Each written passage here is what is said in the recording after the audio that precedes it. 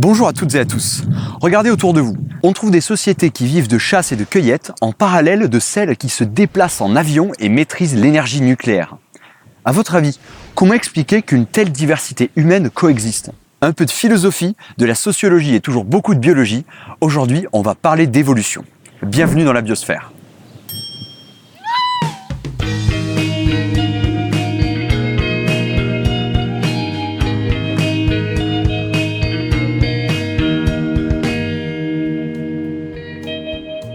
Vous avez probablement déjà entendu parler de la théorie de l'évolution, et certainement à propos de phénomènes exclusivement biologiques comme l'évolution des espèces. Dans cette vidéo, on va parler des mécanismes de l'évolution dont la compréhension permet d'expliquer la diversité des êtres vivants, mais on va aussi voir que ces mécanismes fascinants permettent d'appréhender bien d'autres choses. Et pour ça, j'ai un invité de marque. Bonjour à tous, moi c'est Léo, j'étudie la biologie évolutive. Ce qu'on va essayer de faire aujourd'hui, c'est vous proposer quelques éléments de lecture des comportements humains qui permettent d'associer plusieurs champs d'études. La psychologie évidemment, mais aussi la biologie ou encore l'anthropologie. Évidemment, on ne fera qu'effleurer ces disciplines, mais en proposant une manière de penser leur articulation qui nous semble intéressante. Pour esquisser cette synthèse, on va avoir besoin de comprendre quelques mécanismes de l'évolution génétique des espèces, pour ensuite voir qu'ils peuvent s'appliquer à des phénomènes non génétiques chez l'être humain. Et vous verrez que ça permet d'expliquer pas mal de choses. À votre avis, pourquoi des cendres entrent-elles dans la préparation du maïs chez les habitants d'Amérique du Sud ? A. Pour donner une différence de goût à leur maïs et se démarquer des voisins. B. Pour tuer des parasites présents dans l'alimentation. C. Pour honorer la mémoire de leurs défunts incinérés. Et D. Pour éviter une carence en vitamines. Croyez-le ou non, dans cet épisode, nous allons répondre à cette question en parlant d'évolution. Vous pouvez vous-même y répondre en cliquant juste là. On va commencer par un cas simple, actuel et bien documenté d'évolution, les éléphants du Kenya. Si vous suivez cette chaîne, vous savez que j'en ai déjà parlé. On a observé depuis les années 80 une diminution de la taille des défenses des éléphants au Kenya. Et on accuse principalement le braconnage d'en être la cause. En effet, les éléphants à courte défense avaient plus de chances d'échapper à cette pratique. Je m'explique. Les éléphants n'ont pas tous des défenses identiques. Il y a des spécimens qui ont des proéminences en ivoire particulièrement imposantes. Or, il se trouve qu'il y a eu un important événement de braconnage fin 70, début 80. Sans surprise, on a observé que la population des éléphants survivants a significativement des défenses plus petites que ceux des années 60. Traduction, les malfaiteurs vont préférer les animaux avec les plus grosses défenses pour maximiser le retour sur investissement. Oui, quitte à participer à l'extinction d'une espèce, autant que ça rapporte un max de thunes. Du coup, les éléphants avec les défenses les plus petites ont plus de chances de survivre et repeuplent le coin. D'ailleurs, chez la nouvelle génération, les défenses restent en moyenne plus petites, de l'ordre de 21% inférieures chez les mâles et 27% inférieures chez les femelles. Les éléphants évoluent donc. Cet exemple nous permet de mettre en évidence les paramètres qui permettent à l'évolution telle que Charles Darwin la conçoit d'opérer. Il faut qu'une population présente une variabilité pour un caractère, ici la taille des défenses des éléphants, que ce caractère soit au moins en partie héréditaire, c'est-à-dire que des éléphants à grande défense auront une descendance à grande défense, et inversement. Ensuite, ce trait doit être soumis à la sélection naturelle. Ce dernier point est fondamental. Selon le caractère porté, les individus peuvent plus ou moins bien se reproduire, soit parce qu'ils sont plus performants dans l'acte de se reproduire, attirance du partenaire, grande fertilité, protection de la progéniture, soit parce que le caractère garantit une meilleure survie et donc une plus large période temporelle pendant laquelle l'animal pourra se reproduire. Dans notre exemple, plus un pachyderme a des défenses petites, moins il est la cible des braconniers et plus il a de chances de vivre assez vieux pour faire des petits.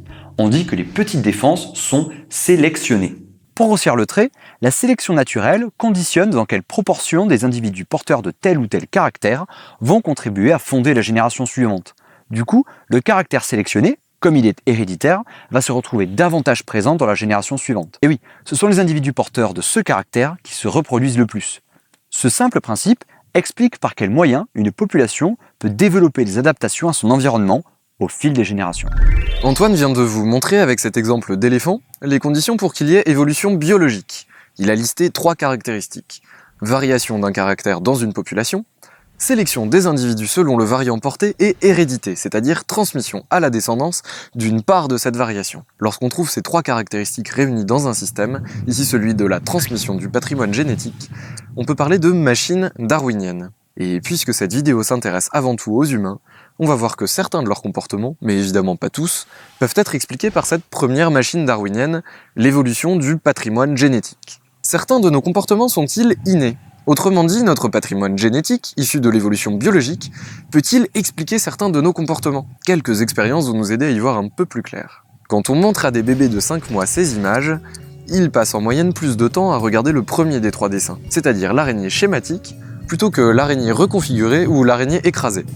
Ce n'est plus le cas avec ces images, où les 3 images sont regardées pendant la même durée par les bébés. Il semblerait donc que l'attention des bébés humains soit spontanément attirée par les araignées. Une autre étude montre que des individus, cette fois adultes, quand ils sont concentrés sur une tâche qui leur a été donnée par un expérimentateur, perçoivent mieux une araignée apparaissant de manière inattendue en périphérie de leur champ de vision que d'autres stimuli. Que ces stimuli représentent un autre être vivant, par exemple une mouche, ou qu'ils soient susceptibles, comme les araignées, de générer de la peur ou de l'appréhension, par exemple une seringue. Les araignées attirent donc plus efficacement l'attention des adultes que d'autres stimuli. De plus, dans cette étude, les personnes qui ont plus peur des araignées que la moyenne ne les détectent pas davantage que les autres personnes. Qu'on ait peur des araignées ou non, notre attention semble automatiquement attirée vers elles quand elles apparaissent dans notre champ de vision. Il semble donc, d'après ces études ainsi que d'autres que je ne vous ai pas mentionnées, qu'il y ait un comportement inné de détection des araignées chez l'être humain. Voici ce qu'avancent plusieurs chercheurs pour expliquer ces observations. Certains genres d'araignées venimeuses peuplent l'Afrique depuis des dizaines de millions d'années, et ont très probablement coexisté avec nos ancêtres au cours de leur histoire évolutive. On peut alors imaginer que certains de nos ancêtres ont été, du fait de mutations génétiques avantageuses, capables de détecter plus vite ces araignées que d'autres. Il y a variation de la capacité de détection des araignées entre les individus. Ils auraient alors mieux survécu, c'est la sélection, et auraient donc transmis cette capacité de détection à leur descendance, c'est l'hérédité. Cet instinct de détection aurait été particulièrement utile au moment de l'enfance. En effet, les jeunes enfants n'ont pas eu le temps d'apprendre beaucoup de choses sur leur environnement. Leur survie peut donc fortement dépendre d'une capacité innée à identifier les dangers. On retrouve donc des comportements innés au sein de notre espèce, qui sont vraisemblablement le produit de la sélection naturelle chez nos ancêtres. Comme on l'a vu, ceci s'explique par le fait que les humains présentent des variations entre eux, que beaucoup de ces caractères sont héréditaires et certains sont soumis à la sélection. Notre patrimoine génétique est donc une machine darwinienne, toujours à l'œuvre aujourd'hui d'ailleurs. Mais l'évolution biologique a également doté de nombreux êtres vivants d'une capacité d'apprentissage. Au final, notre attitude n'est pas uniquement innée, il y a beaucoup d'acquis. Du coup, comment est acquis un comportement? N'y aurait-il pas un mécanisme évolutif derrière tout ça? On fait une vidéo sur l'évolution, je dis ça, je dis rien. C'est là qu'il est intéressant d'aborder les travaux de Skinner sur le sujet. Ce psychologue américain a placé des pigeons affamés dans une boîte, dont une trappe s'ouvrait à intervalles de temps réguliers pour laisser passer de la nourriture. Notez bien que la trappe s'ouvrait quoi qu'il arrive et aléatoirement. Ce qu'il observe est stupéfiant. L'expérience a été menée sur 8 oiseaux et 6 d'entre eux ont rapidement adopté des comportements récurrents entre chaque service de nourriture. Un par exemple faisait 2 à 3 tours dans le sens inverse des aiguilles d'une montre, l'autre cognait sa tête contre les coins supérieurs de la cage, 2 autres adoptaient un mouvement de pendule en balançant la tête de gauche à droite. La faim n'avait pas rendu ces pigeons fous, non. L'explication retenue est que la nourriture est tombée au moment où ces oiseaux étaient en train de faire une action précise et ils ont perçu le repas comme étant la conséquence de leur geste. En le reproduisant, la nourriture finissait inévitablement par retomber, rappelez-vous, à tomber à intervalles de temps réguliers, ce qui renforçait le comportement par un processus d'auto-conditionnement, alors que la bête associait par exemple tourner en rond avec obtenir à manger, même si c'est totalement absurde. D'ailleurs, Skinner baptisa son article décrivant l'expérience la superstition des pigeons, déjà dans le putaclic Bruce. C'est son nom Bruce. Je trouve que c'est le genre de résultat qui nous rend humbles sur notre perception du monde. Vous y penserez, si un jour vous cassez un miroir et qu'il vous arrive un malheur dans la journée, vous pouvez accuser le miroir ou vous rappeler du pigeon qui tournait en rond. Mais au-delà de ça, Skinner démontre là la mécanique du conditionnement qui régit le comportement animal. Lorsque vous apprenez à un chien à s'asseoir, au début du processus, vous récompensez l'animal lorsqu'il s'assoit en accompagnant le geste de l'ordre assis et d'une petite friandise. On répète ensuite ce procédé, on renforce le comportement en associant obéissance et récompense. Puis, une fois conditionné, on peut même se passer de récompense. Après, on peut aussi punir la désobéissance, ça marche, il l'a fait, mais vous le faites pas, ne le faites pas. Pour décrire ce processus, Skinner introduit la notion de sélection par conséquence. Si un comportement a une conséquence perçue comme positive par l'animal, ça conduit au renforcement de ce comportement. Et inversement. C'est donc la conséquence d'une action qui conduit à favoriser cette même action dans le futur, c'est-à-dire à la sélectionner. Alors maintenant, n'allez pas non plus nous faire dire ce qu'on n'a pas dit. Le conditionnement n'est certainement pas la seule modalité d'apprentissage. C'est une des voies possibles pour acquérir ou perdre un comportement. Et il semblerait qu'elle puisse être décrite du point de vue de l'évolution. C'est tout de même émouvant. À chaque fois que vous agissez par rapport à une certaine situation, vous pouvez vous demander si c'est pas là le produit d'un processus évolutif à l'œuvre depuis votre naissance.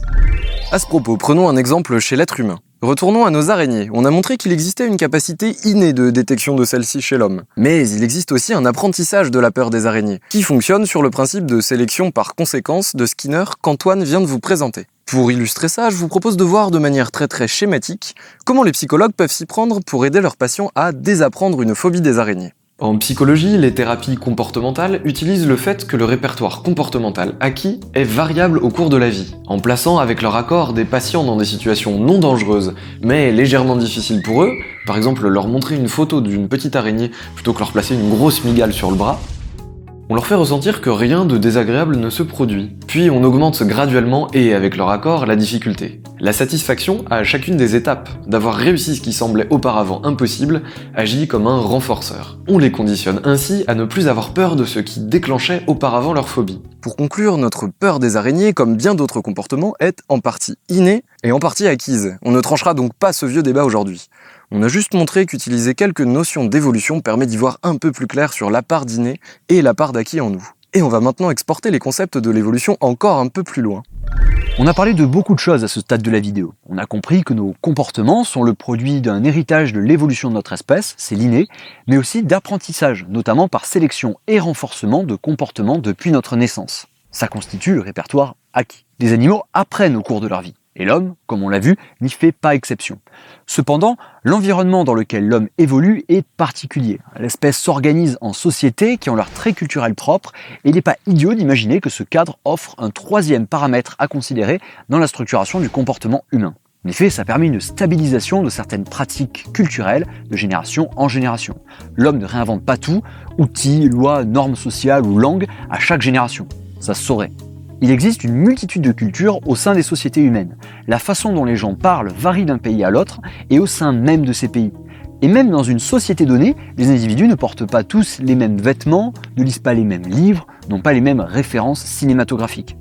La culture est donc un objet qui présente des variations. Pour aller plus loin, il faut donner une définition plus précise de ce qu'est la culture.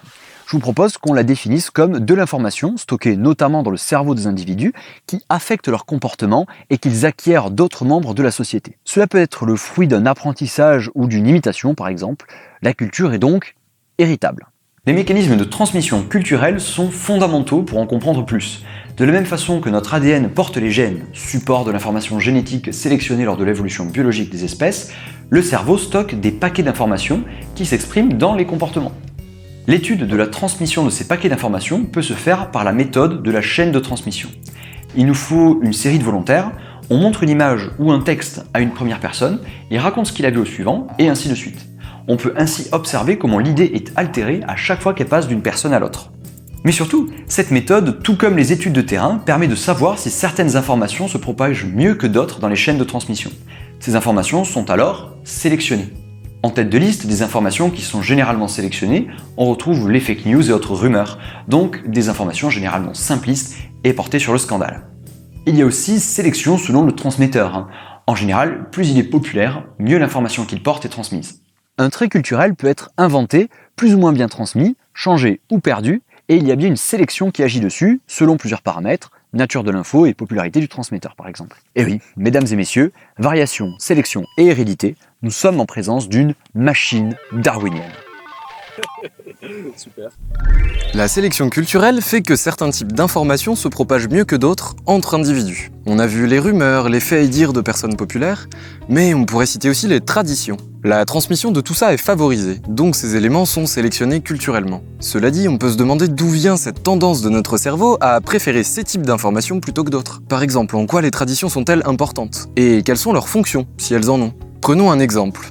À partir du milieu du XVIIIe siècle, en Espagne et en Italie, de nombreuses personnes sont atteintes d'une maladie inconnue. Elle se caractérise par de fortes diarrhées et une desquamation de la peau, qui lui vaut son nom de pellagre, de l'italien pelle agra, qui signifie peau aigre, et non traitée, elle conduit à la mort. Par ailleurs, on se rend compte que la pellagre est corrélée avec la consommation de maïs, une céréale importée quelques siècles plus tôt d'Amérique du Sud et donc nouvelle dans l'alimentation des Occidentaux. Pourtant, et c'est très étonnant, les peuples amérindiens qui consomment traditionnellement du maïs ne souffrent pas de cette maladie. Quel est leur secret? Est-ce qu'ils auraient une adaptation génétique qui leur permettrait de se défendre contre la maladie? Bon, vous l'avez compris, vous allez enfin avoir la réponse au quiz du début d'épisode. Il se trouve qu'une carence en vitamine B3 cause la pélagre. Cette vitamine est présente dans le maïs, mais elle est chimiquement piégée et n'est donc pas assimilable par notre tube digestif. L'ajout de cendres dans la préparation du maïs libère cette vitamine et la rend assimilable. Dans les populations qui se nourrissent majoritairement de maïs en hiver, rendre la vitamine B3 assimilable est fondamental pour éviter les carences. La bonne réponse était donc D pour éviter une carence en vitamines. Maintenant, prenons un peu de recul. Comment peut-on être sûr que cette technique d'ajout de cendres dans la préparation du maïs, appelée nixtamalisation, La nixtamalisation. comment peut-on être sûr que cette technique est culturelle? Une autre option est que les individus sont capables de découvrir individuellement, par essai et erreur au cours de leur vie, la technique. Dans ce cas, ce serait un apprentissage individuel, comme ce qu'on a vu précédemment avec la phobie des araignées. Mais cette explication ne tient pas. Entre la fin du XVIIIe et le milieu du XXe siècle, des milliers d'Occidentaux sont morts de cette maladie sans que personne ne découvre le remède. Et ce n'est que la médecine moderne, fondée sur l'expérimentation, notamment sur des prisonniers aux États-Unis dans le cas de la pélagre, qui a permis de résoudre ce problème. De plus, les peuples qui utilisent cette préparation le font par tradition, sans savoir explicitement que ça rend la vitamine B3 disponible. La logique de la mise en place de cette pratique est donc la suivante. Lorsque le maïs a été cultivé et est devenu un aliment central dans l'alimentation en Amérique du Sud, certains groupes humains ont, par hasard, inclus des cendres dans le processus de sa préparation. Ces personnes ne contractant pas la pélagre, elles ont mieux survécu que les autres, et la pratique s'est répandue dans la population parce qu'elle offrait un avantage en termes de survie. Est-ce que ça vous fait pas penser à quelque chose? Effectivement, le mécanisme est le même que celui de l'évolution biologique, mais cette fois la variation est culturelle et pas génétique. On vient donc de vous décrire une adaptation culturelle. Bien souvent, nous ne sommes pas complètement conscients des raisons de ces adaptations culturelles. Qui, parmi les personnes qui mettent traditionnellement des épices dans leur alimentation, le fait parce qu'on a toujours fait comme ça? Et qui sait que cette pratique a probablement été sélectionnée car les épices contiennent des antimicrobiens très puissants? Et en plus, cette adaptation culturelle va à l'encontre de notre biologie. Les épices contiennent des composés de défense des plantes, et elles nous brûlent la langue. Il faut donc s'habituer depuis le plus jeune âge à en manger jusqu'à trouver ça bon. L'évolution culturelle permet donc à une diversité de comportements humains de se mettre en place, et génère par exemple, en plus des modes ou des rumeurs dont Antoine vous a parlé, des traditions. Certaines de ces traditions sont des adaptations culturelles qui favorisent la survie des groupes humains dans un environnement donné. Et puisque l'évolution culturelle est plus rapide que l'évolution naturelle, elle permet des adaptations plus rapides à des milieux variés. Tiens, et justement, Homo sapiens a peuplé en seulement quelques centaines de milliers d'années des milieux aussi variés que le Groenland, la forêt amazonienne ou encore le Sahara, grâce en grande partie à des adaptations non pas génétiques mais bien culturelles. On a vu que l'évolution avec un grand E est un mécanisme d'une grande simplicité qui permet d'interpréter la diversité du monde vivant, mais qui est aussi un élément d'interprétation du comportement humain. On a donc 3 composantes de mise en place du comportement, une partie innée, issue d'un héritage évolutif de l'espèce, une partie acquise par apprentissage individuel, potentiellement via sélection, renforcement par conditionnement, et enfin une partie culturelle provenant de notre cadre social. À partir de toutes ces informations, vous pouvez vous amuser à essayer de catégoriser vos pensées et vos actions de cette manière. Lesquelles vous semblent communes à tous les êtres humains? Lesquelles peuvent être liées à votre histoire, vos expériences personnelles, et donc être par exemple différentes de celles de vos meilleurs amis? Lesquelles enfin vous semblent le fruit de la culture dans laquelle vous vivez? C'est-il bien? C'est-il bien? Du coup, c'est une fin de tournage? Ouais, yes. Merci d'avoir regardé cette vidéo. N'hésitez pas à partager et à vous abonner.